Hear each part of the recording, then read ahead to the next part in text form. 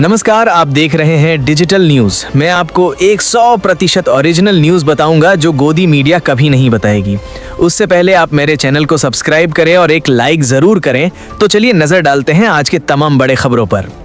बिहार चुनाव में एनडीए का सीट बंटवारा तय। एनडीए ने बिहार विधानसभा चुनाव 2025 के लिए सीट बंटवारा फाइनल कर दिया है। बीजेपी और जेडीयू को 101 सीटें मिली हैं, जबकि चिराग पासवान की एलजेपी आर को 29 सीटें दी गई हैं।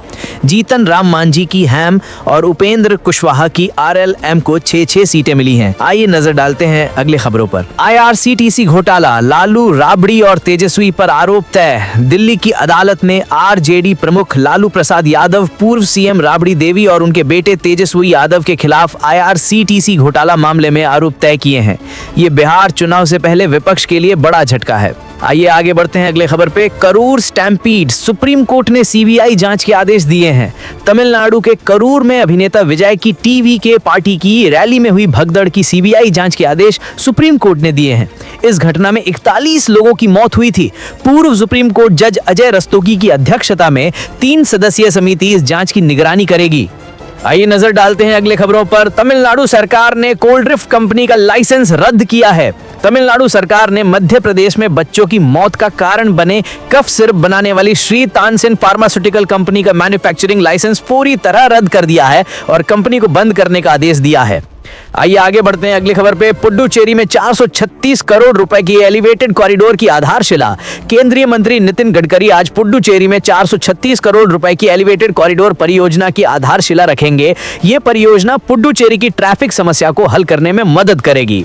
आइए नजर डालते हैं अगले खबरों पर। असम में जुबीन गर्ग मामले में सिंगापुर से 4 एनआरआई पहुंचे। सिंगापुर में गायक जुबीन गर्ग की मौत के मामले में जांच के लिए 4 एनआरआई गुवाहाटी पहुंचे हैं। ये लोग 19 सितंबर को हुई नौका पार्टी के गवाह हैं और इनकी गवाही से मामले में नई जानकारी मिल सकती है।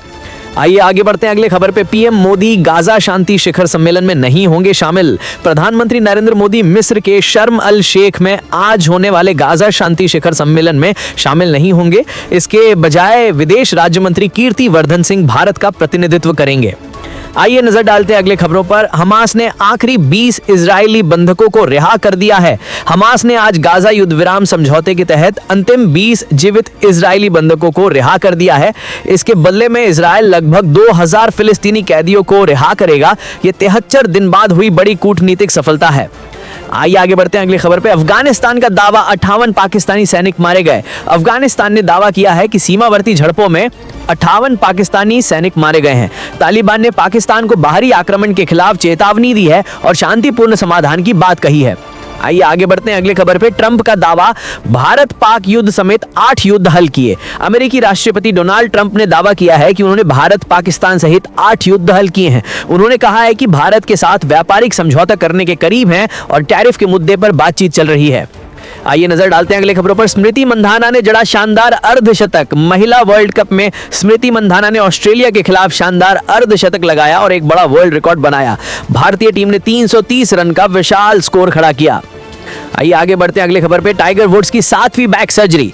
गोल्फ लेजेंड टाइगर वुड्स की 7वीं बार बैक सर्जरी हुई है। डिस्क रिप्लेसमेंट की ये सर्जरी उनके करियर के लिए महत्वपूर्ण है। आइए नजर डालते हैं अगले खबरों पर। टाटा सन्स के अध्यक्ष चंद्रशेखरन का कार्यकाल बढ़ा। टाटा सन्स ने अपने अध्यक्ष एन चंद्रशेखरन का कार्यकाल बढ़ा दिया है।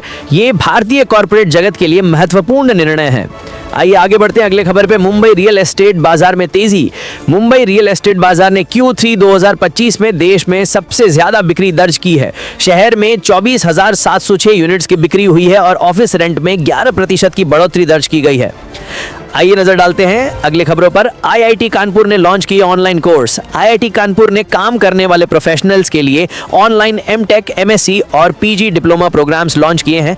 ये इंजीनियरिंग शिक्षा के क्षेत्र में एक महत्वपूर्ण कदम है। तो दोस्तों, ये थे आज के अहम खबरें। आपकी राय हमारे लिए महत्वपूर्ण है, हमें कमेंट में जरूर बताएं और चैनल को सब्सक्राइब करना ना भूलें। धन्यवाद।